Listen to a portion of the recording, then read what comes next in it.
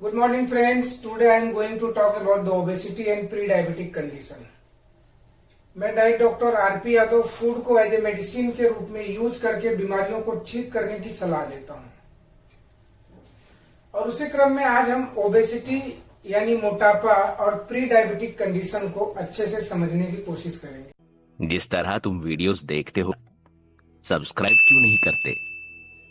इस बार जरूर करना, बहुत पुण्य मिले। आज जब भी हम सॉल्यूशन की बात करते हैं तो सॉल्यूशन दो प्रकार के देखने को मिलते हैं, एक टेम्पररी सॉल्यूशन और एक परमानेंट सॉल्यूशन। जब टेम्पररी सॉल्यूशन की बात आती है तो हम आज के समय में जो मेडिसिन लेकर के ट्रीटमेंट कर रहे होते हैं इसे हम टेम्पररी सॉल्यूशन बोलते हैं। और परमानेंट सॉल्यूशन वो होता है कि जब आपके बॉडी में कुछ भी बीमारी न हो और आपको गोलियों की भी जरूरत ना हो, आप हेल्दी महसूस करें, उसे हम परमानेंट सॉल्यूशन करते हैं। और आज जब हम परमानेंट सॉल्यूशन की बात करते हैं तो वहां पर बात आती है हमारे फूड की, क्योंकि आज जिस भी कंडीशन में हम आज देखने को मिलते हैं, हमें चाहे कोई भी बीमारी हो जाए, चाहे ब्लड प्रेशर, हार्ट से रिलेटेड या डायबिटीज की बीमारी, ये सभी बीमारियां कहीं ना कहीं हमारे खाने से जुड़ी हुई है, हमारे फूड से जुड़ी हुई है। तो आज आप इस महाशय को देखिए, वजन बढ़ते चले जा रहा है, खाने की जो टेंडेंसी है ना ये भी वैसे ही बनी हुई है, खाने की क्रेविंग वैसे ही बनी हुई है। तो आज आपके बॉडी में जो कुछ भी फ्यूल जा रहा है ना, वही सभी बीमारियों का कारण बनता है। बीमारियां अपने आप नहीं होती हैं, बीमारियों को पैदा करने में हमें काफी साल लग जाते हैं। हमें गलत खान पीन में रहना पड़ता है, गलत लाइफ स्टाइल में हम जीते रहते हैं, जो बीमारियों का कारण बनती है। तो आज हम इन्हीं सब बारे में बात करेंगे। और आज हमारा जो टॉपिक है ओबेसिटी और प्री डायबिटीज, तो मतलब हम एक तीर से दो निशाने साधने वाले हैं, एक तीर से दो निशाने हम लगाने वाले हैं। अगर पूरी बात को आप सही तरीके से समझने की कोशिश करेंगे तो आपको समझ में भी आ जाएगा कि हम आपको बताना क्या चाह रहे हैं और आपको क्या करना चाहिए।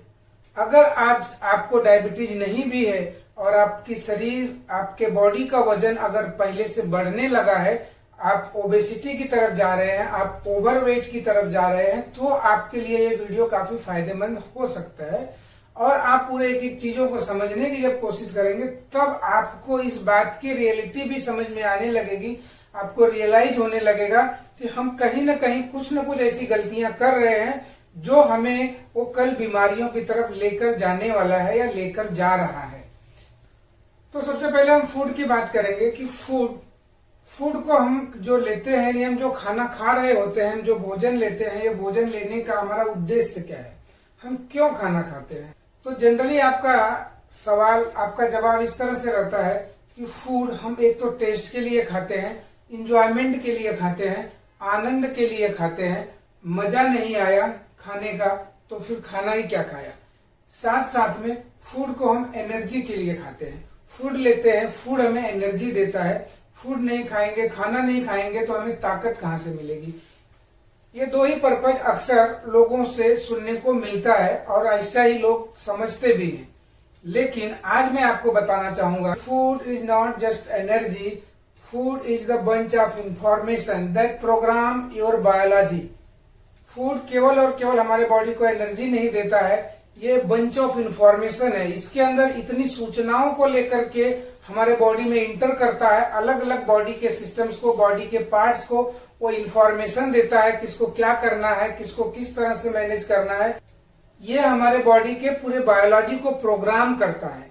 इस बात को जब हम समझेंगे तब हम फूड के जो पुराने बिलीव हैं, पुराने कॉन्सेप्ट हैं, उसको चेंज करने की कोशिश करेंगे। अदरवाइज हम पुराने बिलीव पर अगर चलते रहेंगे तो हम बीमारियों से कभी भी बाहर नहीं आ सकते हैं और इस बीमारियों के मकड़ जाल में हम फंसते चले जाएंगे और कभी भी हम अपने आप को हेल्दी महसूस नहीं कर पाएंगे। आपके बॉडी में रोज नाखून बढ़ रहा है, आपके रोज हेयर ग्रो हो रहे हैं, आपका स्किन 3 से 4 महीने में कंप्लीटली चेंज हो जाता है, आपका ब्लड सेल्स 90 डेज से लेकर 120 डेज में कंप्लीटली चेंज हो जाता है, मतलब उसका डिस्ट्रक्शन और कंस्ट्रक्शन का काम चलते रहता है। आपकी बोन सेल्स के अंदर भी हमेशा तोड़ फोड़ की प्रक्रिया चलते रहती है, जिसे हम ऑस्टियोब्लास्ट और ऑस्टियोक्लास्ट का प्रोसेस बोलते हैं। हमारे बोन्स में भी हमेशा तोड़ फोड़ चलते रहता है, बोन के अंदर जो सेल्स बनते रहते हैं, बोन मैरो के अंदर ब्लड सेल्स का कंस्ट्रक्शन होता है, आरबीसी का कंस्ट्रक्शन होता है, और अलग अलग इस तरह से आरबीसी हो या डब्ल्यूबीसी हो, इनका डिस्ट्रक्शन और कंस्ट्रक्शन का काम चलते रहता है। मतलब हमारे बॉडी में जो मोर देन 30 ट्रिलियन सेल्स हमारे बॉडी में है, इनका हमेशा रिपेयर्स और ग्रोथ का काम इनके अंदर चलते रहता है, और उसके लिए हमें जरूरत पड़ती है फूड की। तो फूड हमारे बॉडी में रोज रिपेयर, ग्रोथ और डेवलपमेंट के लिए नीड होती है। हमारे बॉडी में जो कुछ भी प्रक्रिया, केमिकल प्रोसेस बोले या हार्मोनल प्रक्रिया बॉडी में होती है, इसके लिए भी हमें फूड की रिक्वायरमेंट होती है। हमारे बॉडी में हार्मोन्स कहीं आसमान से नहीं टपकते हैं, और उनकी प्रोसेसिंग के लिए हमारे बॉडी में जो डाइजेस्टिव सिस्टम काम करते रहता है, डाइजेशन की प्रोसेस होती है, ये सभी केमिकल प्रोसेस होते हैं बॉडी के अंदर। और इन सभी केमिकल प्रोसेस को कंप्लीट करने के लिए, अच्छे तरीके से होने के लिए हमें सफिशिएंट मात्रा में और प्रीमियम फ्यूल की जरूरत पड़ती है। हमारा फ्यूल कितना प्रीमियम है, उसके ऊपर हमारी बॉडी का जो पूरा सिस्टम है वो डिपेंड करता है। इसलिए हम बोलते हैं कि हमारी जो बॉडी है, हमारी जो शरीर है, जो जिंदगी भर हमारे साथ चलने वाली है, ये कितनी एक्सपेंसिव कार के जैसी है, और उसका फ्यूल भी उतना ही प्रीमियम होना चाहिए कि जितनी प्रीमियम हमारी कार है, हमारी गाड़ी है। तो जैसे किसी भी बिल्डिंग का काम हो जाने के बाद उसको हमेशा रिपेयर और मेंटेनेंस की जरूरत पड़ती है, ठीक उसी तरीके से 25 सालों के बाद हमारे बॉडी का जो ग्रोथ होते रहता है, ये बंद हो गया रहता है, इसका ग्रोथ रुक जाता है, और उस कंडीशन में केवल और केवल हमें रिपेयर, मेंटेनेंस, ये सब की जरूरत पड़ती है। और उस समय उस रिपेयर के लिए भी ये जो रॉ मटेरियल्स चाहिए रहता है, हमें उसकी कितनी क्वांटिटी होनी चाहिए, ये सब चीजों को हमें समझने की जरूरत है। थोड़ा सा यहाँ पर हम आपको आपकी बॉडी के बारे में समझाने की कोशिश करेंगे कि आपकी बॉडी को आपको समझना जरूरी क्यों है। आपके बॉडी का जो कुछ भी सिस्टम है, ये पूरे सेल से बनकर के बना हुआ है। सेल से मिलकर के टिश्यू बनते हैं, टिश्यू से पूरा ऑर्गन बनता है, और उस ऑर्गन से पूरा ऑर्गन सिस्टम बनता है। उस ऑर्गन सिस्टम को अगर आप देखने जाएं, सेलुलर लेवल तक जो आपके बॉडी में जो स्ट्रक्चरल कंपोनेंट्स हैं, जो उसकी बनावट है, जो उसकी रचना है, उसके अंदर केवल और केवल प्रोटीन और फैट देखने को मिलता है, और साथ साथ में वाटर की जरूरत पड़ती है। मतलब हमारे बॉडी का 70% भाग केवल और केवल वाटर से, पानी से मिलकर बना हुआ है। जो बचा हुआ 30% भाग है, उस 30% में 10 से 15% फैट से सब बना हुआ है, 10% जो है प्रोटीन, और 5% मिनरल्स है। मिनरल्स यानी खनिज पदार्थ जो आते हैं, खनिज तत्व जो आ गए, कैल्शियम, पोटेशियम, या जो कुछ भी सॉल्ट, सोडियम, ये सब चीजें मिल करके हमारे बॉडी का, यानी हमारे बॉडी का स्ट्रक्चरल कंपोनेंट होते हैं। और इस स्ट्रक्चरल कंपोनेंट में हम कहीं भी ग्लूकोज को नहीं पाते हैं। हमारे पूरी बॉडी का, यानी ये जो शरीर पूरा हमारा खड़ा है, इस बॉडी में अगर कहीं किसी जगह पर आपको ग्लूकोज देखने को मिलेगा तो केवल ब्लड सर्कुलेशन में। यानी हमारे बॉडी में अगर ग्लूकोज की नीड है, ग्लूकोज की जरूरत है, तो केवल ब्लड सर्कुलेशन में। बाकी का अगर स्ट्रक्चरल पार्ट में अगर देखें तो वहां पर कहीं भी ग्लूकोज की कोई रिक्वायरमेंट नहीं है, ग्लूकोज की कोई नीड नहीं है, ग्लूकोज से कुछ बना नहीं है। तो ये बात सही है कि हमें ग्लूकोज की नीड है एनर्जी के लिए। तो एनर्जी के लिए अगर ग्लूकोज की नीड है तो कितनी मात्रा में जरूरत है, हमें इसे समझना है। रोज हमें कितने ग्लूकोज की जरूरत होती है, उस बात को अगर आप समझेंगे तो आपको कार्बोहाइड्रेट की जब हम हमेशा बात करते रहते हैं, ये बात भी आपको समझ में आ जाएगी। कार्बोहाइड्रेट ही हमारे बॉडी में ये ग्लूकोज के रूप में कन्वर्ट होता है। अब हम आप अपने फूड को समझने की कोशिश करते हैं। अभी तक हमने बॉडी को समझा कि बॉडी में हमारे 70% वाटर है, प्लस प्रोटीन और फैट और मिनरल से मिलकर के हमारे बॉडी का पूरा पार्ट बना हुआ है, पूरे अंग बने हुए हैं। इसमें कहीं ग्लूकोज का कोई रोल नहीं है। जहां तक हम मैन्युफैक्चरिंग पॉइंट ऑफ व्यू से देख रहे हैं, बॉडी के बनावट के आधार पर हम देख रहे हैं, वहां पर ग्लूकोज का कोई रोल नहीं है। उसके साथ साथ में आप देखेंगे हम जो रोज फूड ले रहे होते हैं, जो हम रोज भोजन ले रहे होते हैं, उस भोजन को आप अपने ढंग से जरा सा गौर करने की कोशिश कीजिए, सोचने की कोशिश कीजिए। सुबह से शाम तक आप जो कुछ भी भोजन रोज ले रहे होते हैं, उस भोजन में चाहे आप शाकाहारी हो या आप मांसाहारी हो, आपके भोजन में अधिक से अधिक अनाज का पार्ट रहता है, ग्रेन का पार्ट रहता है। आप रोटी, सब्जी, भाजी, दाल, चपाती, चावल, यही सब अपने अपने ढंग से आप खाते हो। उसमें आप पूरा जब प्रपोर्शन वाइज चेक करेंगे तो उस प्रपोर्शन में अधिक से अधिक हम अनाज खाते हैं। और उस अनाज में अधिक से अधिक आपको कार्बोहाइड्रेट मिलेगा।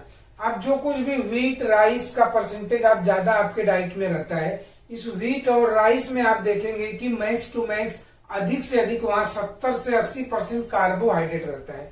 और यही कार्बोहाइड्रेट खाने के बाद, डाइजेस्ट होने के बाद अपने स्मॉलेस्ट यूनिट यानी ग्लूकोज में कन्वर्ट होता है। और ग्लूकोज में कन्वर्ट होने के बाद ये ब्लड में जाता है। और ब्लड में जाने के बाद ये क्या करता है, क्या करिश्मा आपके बॉडी में होता है, इसी बात को आज समझने की जरूरत है। आप मोटे क्यों हो जाते हैं? आप कभी भी, आज के समय में फैट फोबिक माहौल बनाया हुआ है, आपको फैट से डराया जाता है, आप फैट खाते भी नहीं हो। हर एक आप मोटा आदमी अपने आप में गौर करे, ये सोचने की कोशिश करे, समझने की कोशिश करे कि मैं तो कहीं फैट खाता ही नहीं हूँ, फिर भी हमारे बॉडी का वजन बढ़ते जा रहा है, हम मोटे होते जा रहे हैं और साथ साथ में और भी तकलीफें देखने को मिल रही हैं और फिर भी हम फैट नहीं खा रहे हैं। तो इस बात को आपको यहाँ पर समझने के लिए फूड फॉर थॉट दे रहा हूँ। आप सोचने की कोशिश करेंगे तो आपको ये बात समझ में आएगी कि हम अधिक से अधिक कार्बोहाइड्रेट वाले भोजन को खा रहे होते हैं और ये कार्बोहाइड्रेट वाला भोजन ही हमारे बॉडी में जाकर के खैवोक पैदा करता है, प्रलय ला रहा है। उस प्रलय को कैसे ला रहा है उसे हम समझने की कोशिश करेंगे, आपको समझाने की कोशिश करेंगे। अब आपको खाली यहाँ पर ग्लूकोज को समझने की कोशिश करना है कि आपके फूड से गया हुआ कार्बोहाइड्रेट ग्लूकोज में यानी शुगर में कन्वर्ट हो जाता है। और जैसे ही शुगर में कन्वर्ट होता है तो शुगर में कन्वर्ट होने के बाद उस शुगर को पूरे सेल्स तक पहुंचाने के लिए, पूरी कोशिकाओं तक पहुंचाने के लिए, आपको एनर्जी देने के लिए इंसुलिन को आना पड़ता है। जब तक इंसुलिन आपके बॉडी में नहीं आएगा, आपको एनर्जी में वह ग्लूकोज कन्वर्ट नहीं हो पाएगा, वो सेल तक नहीं पहुंच पाएगा। तब उस कंडीशन में जितना भी आप कार्बोहाइड्रेट का इंटेक ज्यादा करते हो उसके प्रोपोर्शन में इंसुलिन बनता है। और इंसुलिन बनने के बाद उस ग्लूकोज तो लिमिटेड क्वांटिटी में चाहिए रहता है ना, हमें थोड़े क्वांटिटी में ग्लूकोज की नीड होती है। लेकिन हम ज्यादा जब खाना खा लेते हैं तो उसके अंदर की जो कुछ भी ग्लूकोज है वो डायरेक्ट ब्लड में एक साथ में पहुंच जाती है। और उस ग्लूकोज को यूज करने के लिए इंसुलिन आता है और वो सेल्स तक पहुंचा देता है। तो यही देखने को मिलता है कि 25 साल के बाद आपका वजन बढ़ने लगता है, क्योंकि हमारे सेल्स को कुछ लिमिटेड कैपेसिटी है उसको लिमिटेड मात्रा में ग्लूकोज की रिक्वायरमेंट है। लेकिन जब ज्यादा ग्लूकोज हमने खा लिया और खाने के बाद तो हम आराम करते हैं, तो रेस्टिंग मोड में रहते हैं, काम तो करते नहीं, ज्यादा मेहनत तो करते नहीं है। तो उस कंडीशन में वो आई हुई ग्लूकोज हमारे बॉडी में फैट के रूप में स्टोर हो जाती है। तो ये कार्बोहाइड्रेट हमारे बॉडी में स्टोर कहाँ होता है? जहां जहां भी हमारे बॉडी में एडिपोज टिश्यू होते हैं, जिसे हम फैटी सेल्स बोलते हैं, एडिपोज टिश्यू जहां होते हैं वहां पर ये स्टोर होने लगता है। अब इसको थोड़ा समझ लीजिए कि आपके बॉडी में एडिपोज टिश्यू ज्यादा है यानी आपका पार्किंग एरिया ज्यादा है, तो उस पार्किंग एरिया में ये डिपोजिट होने लगेगा एज ए कोलेस्ट्रॉल, ट्राइग्लिसराइड। ये ट्राइग्लिसराइड के रूप में वो कन्वर्ट होकर के यानी वो फैट में बदल जाएगा। मतलब यहाँ आपको समझने की जरूरत है कि आपका खाया हुआ कार्बोहाइड्रेट वाला फूड ग्लूकोज में बदल करके वो बाद में फैट में कन्वर्ट हो जा रहा है, जिसमें कि वो फैट में कन्वर्ट करने के लिए लीवर भी काम में लग जाता है। हम वहाँ लीवर को भी ओवरवर्क काम में लगा देते हैं। तो इस तरह से यह प्रक्रिया हमारे चलते रहती है और बाद में हम ये खाते रहते हैं, हमारा वजन बढ़ते रहता है, हम ओबेसिटी की तरफ बढ़ते रहते हैं। अब जब मोटे होते रहते हैं तो यहाँ पर भी एक बात आपको समझने की जरूरत है कि कुछ लोग बहुत कम समय में ही मोटे हुए, 35-40 साल जाते जाते ही उनको डायबिटीज देखने को मिल जाता है, या ब्लड प्रेशर उनका बढ़ गया रहता है, या उनको और भी कॉम्प्लिकेशंस आने लगते हैं। और कुछ लोग ऐसे होते हैं कि उनकी पार्किंग एरिया थोड़ी ज्यादा है, उनकी फ्री पार्किंग एरिया बहुत ज्यादा होने की वजह से वो कुछ भी और कोलेस्ट्रॉल डिपॉजिट करते जाते हैं। उनका वजन 100-120 किलो यानी वजन बढ़ते जा रहा होता है, लेकिन उनको कोई लक्षण देखने को नहीं मिलते हैं। और वो बोलते हैं नहीं, मोटा तो ये भी है, मोटा तो मैं भी हूँ, फिर ये क्यों बीमार नहीं हुआ और मैं ही क्यों बीमार हो गया? तो भाई ऐसी बात नहीं है, उसकी पार्किंग एरिया ज्यादा है इसलिए वो आदमी ज्यादा स्टोर करते जा रहा है, 120 तक गया, वे एज बढ़ते जा रही है, उस कंडीशन में वो बीमार नहीं है या कोई भी डायबिटिक कंडीशन उनके अंदर नहीं देखने को मिल रही है, बट अंदर कुछ ना कुछ प्रॉब्लम हो रहा होता है। इसीलिए हमेशा बोला जाता है कि ओबेसिटी आपके लिए खतरनाक है, मोटापा आपके लिए खतरनाक है। समय रहते अगर आप उस पर ध्यान देते हैं, अपने आप में बचाने की कोशिश करते हैं, तो आप अपने आप को बचा पाएंगे। तो ये सब बातों को आपको यहाँ समझने की जरूरत है। अब देखिए, जैसे शुगर हमारे बॉडी में जाता है, इंसुलिन आता है और ये इंसुलिन उस ग्लूकोज को कुछ रिक्वायर्ड मात्रा में ग्लाइकोजन में कन्वर्ट कर देता है और बाकी जो ज्यादा जरूरत की ग्लूकोज है जरूरत से ज्यादा जो ग्लूकोज है उसको फैटी एसिड में कन्वर्ट कर देता है। फैटी एसिड में कन्वर्ट करने के बाद अब यहाँ पे ट्राइग्लिसराइड फैटी एसिड ये बढ़ते रहता है और हमारा एडिपोज टिश्यू है, ये समझ लीजिए कि वो गुब्बारे के जैसा। आपका एडिपोज टिश्यू गुब्बारे के जैसे है, जितने ज्यादा गुब्बारे हैं वो फूलते जाएंगे, आपका वेट बढ़ते जाएगा, बाकी आपको कोई उस समय सिम्टम देखने को नहीं मिलेंगे। और इस तरह से आपका पेट बढ़ने लगेगा, आपका हर अलग अलग जहां पर भी इस तरह का पार्किंग एरिया ज्यादा है वहां पर आपका ये बढ़ने लगेगा। और इस कंडीशन में बाद में क्या होता है, अब यहाँ पर धीरे धीरे समझने की जरूरत है। अच्छा, आप क्या समझते हैं कि आपकी बॉडी चाहे जितना खाते जाएंगे और स्टोर करते जाएगी? अरे भाई, कभी तो कभी ऐसा दिन आएगा कि उसका जो पार्किंग एरिया है वो फुल हो जाएगा। और जिस दिन पार्किंग एरिया फुल हो जाएगा उस कंडीशन में यानी ये समझ लीजिए कि वो बॉडी के सेल्स प्रतिरोध दिखाने लगेंगे उस ग्लूकोज को कि भाई तुम मेरे पास मत आओ, मुझे नहीं चाहिए। और उस कंडीशन में वहां पर क्या होता है कि इंसुलिन का प्रोडक्शन ज्यादा होता है, इंसुलिन का प्रोडक्शन बढ़ने लगता है, पैंक्रियाज को लोड बढ़ने लगता है। और तब देखेंगे आपके बॉडी में ब्लड में शुगर का लेवल धीरे धीरे बढ़ने लगेगा। ऐसा नहीं कोई एकाएक 400 पहुंच जाता है, 130 था तो 40 रहने लगेगा, 140 से 50 रहने लगेगा, 60 रहने लगेगा, 70 रहने लगेगा, धीरे धीरे बढ़ना चालू होता है। और उसी साथ साथ में पैंक्रियाज को ज्यादा काम करना पड़ता है, उसको ओवरवर्क काम करना पड़ता है, इंसुलिन का प्रोडक्शन ज्यादा करना पड़ता है। और ये वो इंसुलिन ज्यादा बनने की वजह से बॉडी हाइपर इंसुलिन कंडीशन में होने लगती है। और जब हाइपर इंसुलिन कंडीशन में होती है तो कुछ दिन ये प्रक्रिया चलते रहती है और वजन भी बढ़ गया और किसी कारणवश हम चेक कराते हैं तो वहां पर डॉक्टर बोलते हैं कि आप प्री डायबिटिक कंडीशन में आ गए हो, आज अगर खाने पीने में सावधानी नहीं रखोगे तो आपको कल डायबिटीज हो सकती है। मतलब ऐसे लोगों को क्या इतना लाइटली में बता दिया जाता है, इतना वो लोग भी, वो पेशेंट भी इतना लाइटली लेते हैं, इतने हल्के में लेते हैं। अच्छा अभी मेरा थोड़ा सा बढ़ने लगा है, कोई बात नहीं, हम तो खा पी के खाने पीने में मेंटेन कर लेंगे। और वो मेंटेन क्या करते हैं उनको खुद पता नहीं है, तो थोड़ा सा इधर उधर हम कर लेंगे और वो अपने आप को सोचते नहीं कोई प्रॉब्लम नहीं है।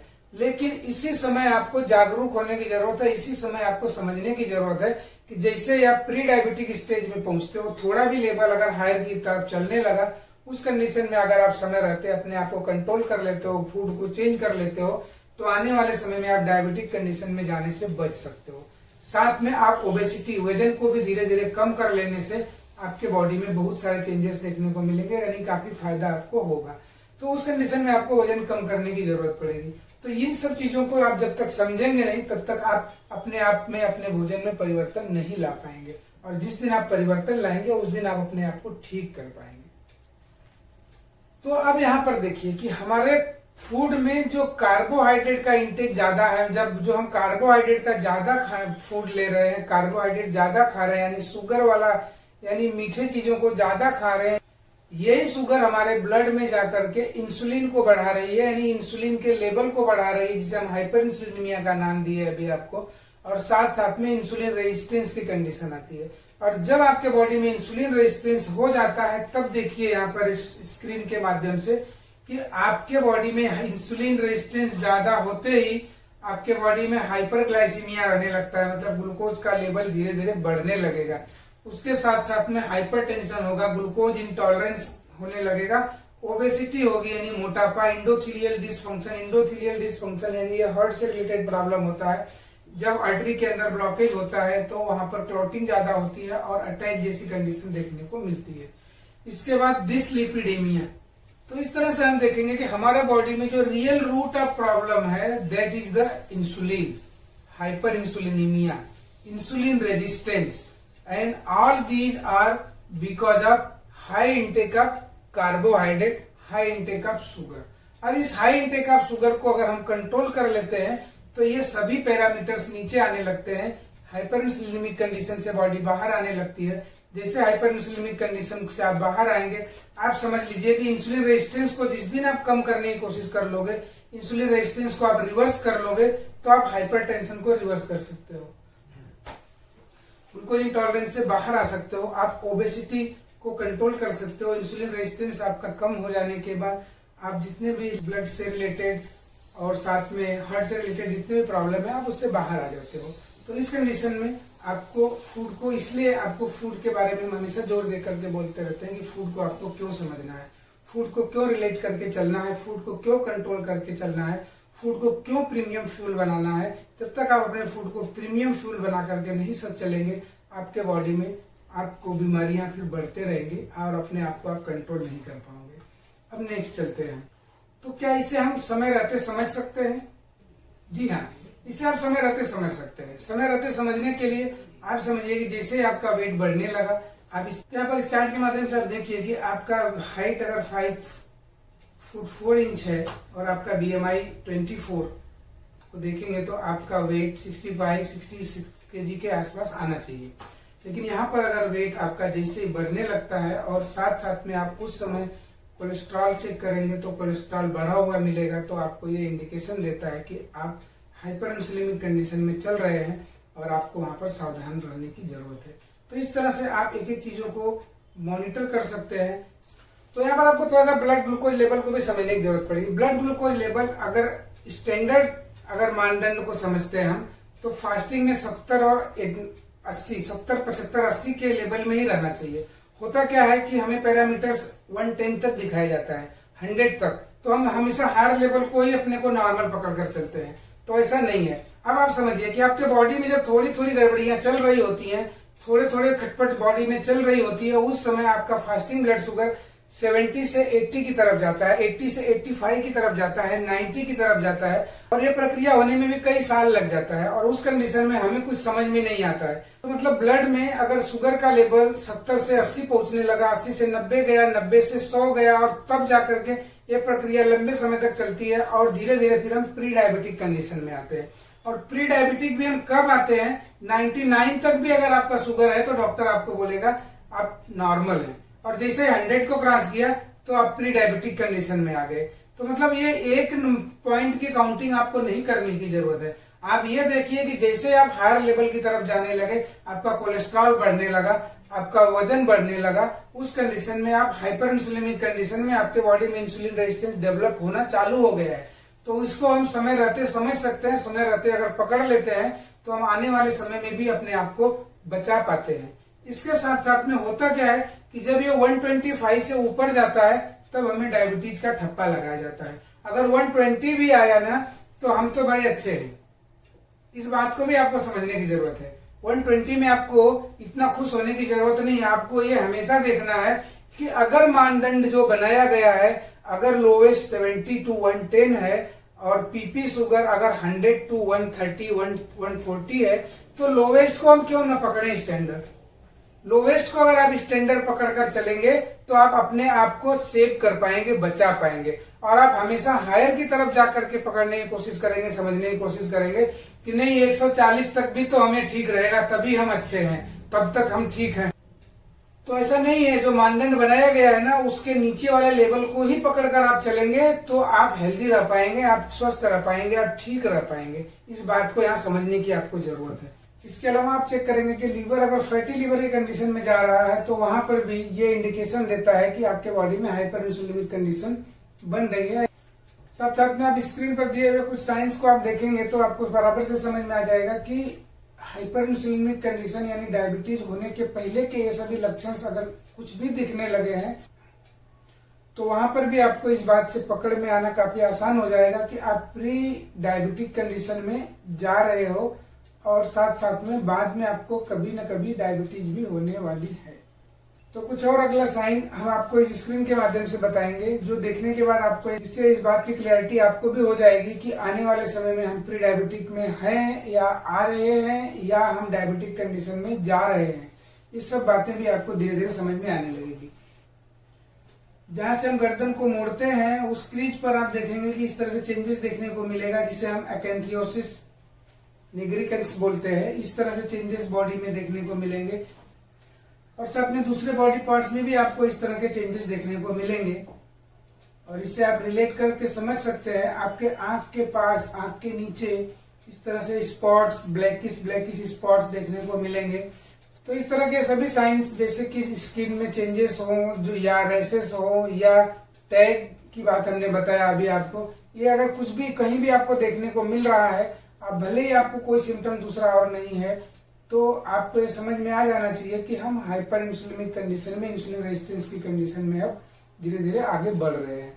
साथ साथ में हाइपरइंसुलिनिक कंडीशन रहने पर हमें ज्यादा खाने की इच्छा होती है, भूख बहुत ज्यादा लगती है, हमेशा कुछ ना कुछ खाने की इच्छा बनी रहती है। इस कंडीशन में हम कुछ ना कुछ हमेशा खाते रहते हैं। साथ साथ में अगर ऐसे भी देखेंगे लोगों को कि एंग्री व्हेन हंग्री, मतलब भूख लगने के बाद इतना गुस्सा आने लगता है कि अगर टेबल पे बैठे हुए हैं और खाना आने में देरी हो गई तो प्लेट भी तोड़ डालने की कंडीशन बन जाती है। तो इस तरह से एंग्री व्हेन हंग्री की कंडीशन देखने को मिलेगी। साथ साथ में खाने के तुरंत बाद ही अगर ऑफिस में बैठे हुए हैं तो तुरंत ड्राउजीनेस फील होता है, मतलब सुस्ती आने लगती है, नींद आने लगती है, कुछ काम करने की इच्छा नहीं होती है, आलसपन बॉडी में आने लगता है। ये भी एक इंडिकेशन देता है कि हमारे बॉडी में इंसुलिन रेजिस्टेंस बढ़ रहा है। इसके अलावा खाना खाने के तुरंत बाद अगर कोई ड्राइव करते हुए सुस्ती जैसी कंडीशन में देखने को मिलता है तो वो भी एक हाईली इंडिकेशन देता है कि उसके बॉडी में इंसुलिन रेजिस्टेंस डेवलप हो रहा है। तो इन सब बातों से आप एक एक करके पकड़ सकते हैं, समझ सकते हैं।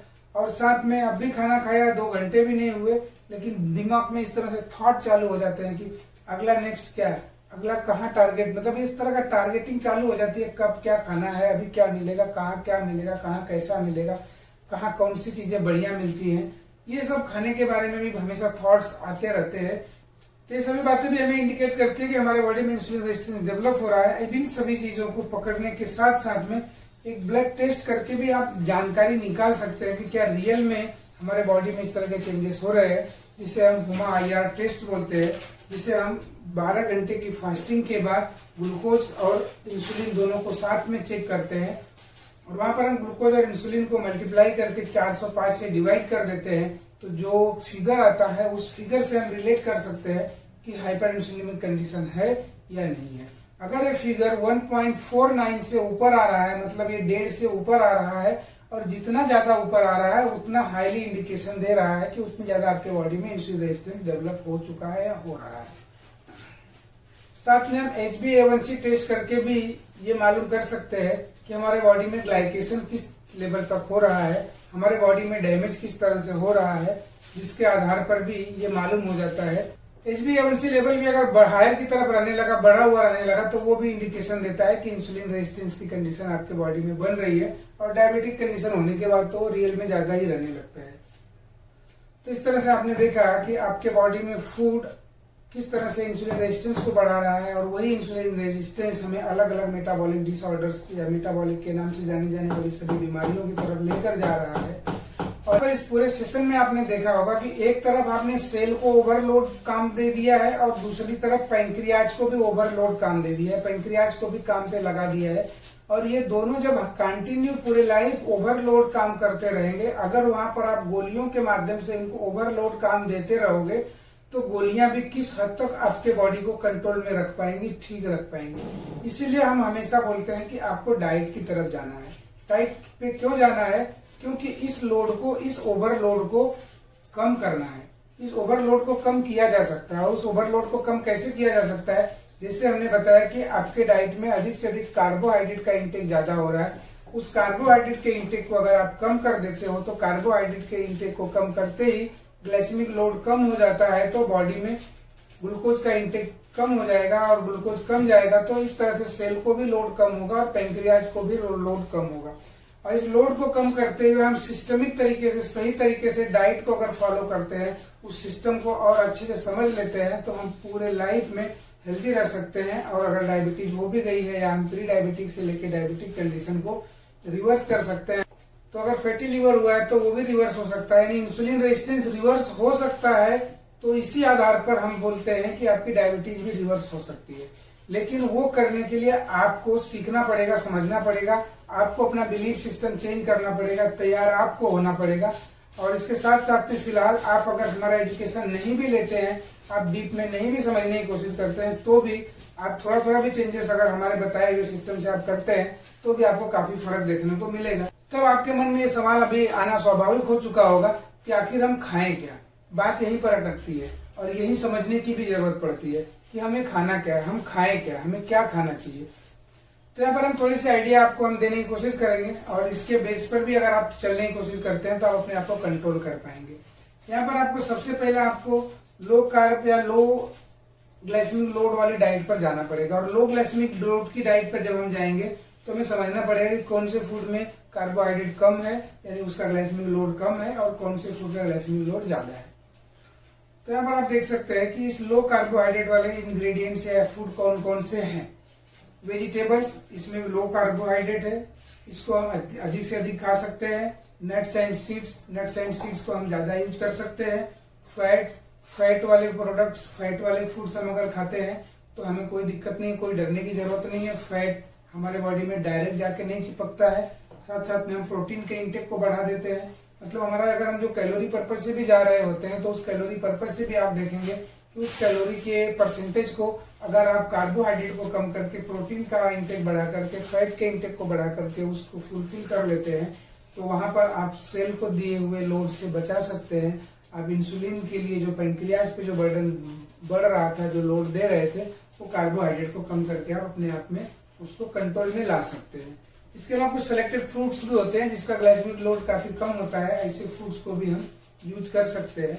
अब किसे नहीं खाना चाहिए वो बात जब आती है तो वहां पर बात आती है हाई कार्ब वाले जो फूड होते हैं उसमें ग्रेन आता है, ग्रेन, पल्सेस और शुगर। तो डायरेक्ट शुगर की बात करते हैं तो हम डायरेक्ट शुगर तो हमें कभी लेना ही नहीं चाहिए, किसी भी कंडीशन में नहीं लेना चाहिए। इसके साथ साथ में पल्सेस और ग्रेन्स, इनको हम अवॉइड करते हैं। और तो दोस्तों ग्रेन, पल्सेस और शुगर जो हम अवॉइड करने की बात करते हैं, ये भी अगर हम कुछ दिन अवॉइड करके कुछ पर्टिकुलर समय तक हम अवॉइड करते हैं और अपने बॉडी को नॉर्मल कंडीशन में ला देते हैं, वेट मैनेज कर लेते हैं, आइडियल बॉडी वेट पर आ जाते हैं, और साथ साथ में जो भी हमारे बॉडी में चेंजेस हुआ है उनको हम नॉर्मल कंडीशन में ला लेते हैं, तो उसके बाद हमें आजादी हो जाती है। हम कुछ न कुछ आजादी के साथ में आगे ग्रेन को यूज कर सकते हैं। ऐसा नहीं है कि जिंदगी भर आपको इस पर रहना पड़ेगा, इस सिस्टम पे रहना पड़ेगा।